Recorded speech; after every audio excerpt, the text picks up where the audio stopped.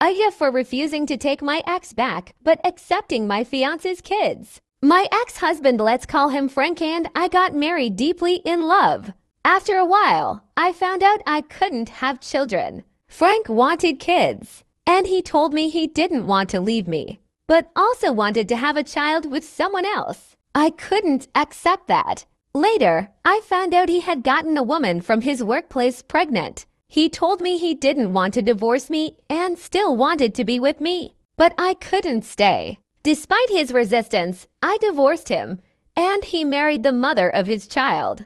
This was 2 years ago. Now I'm with someone new, let's call him Mark. Mark is kind, understanding, and has been a great support system for me after everything with Frank. I love him deeply. He has 2 sons from his previous marriage, ages 3 and 5. They stay with him every other weekend and see him regularly during the week. He's a great dad, and I admire that about him.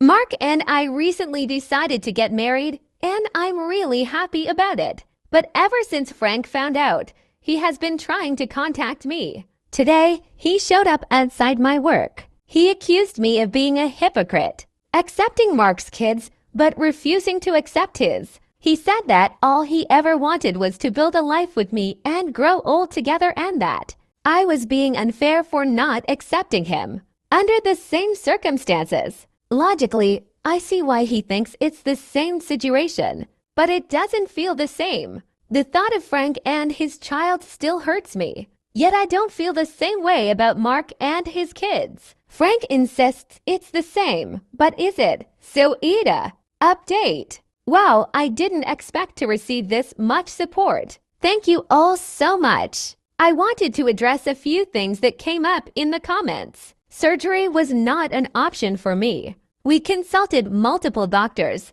and in the end, we had to accept that I wouldn't be able to have children.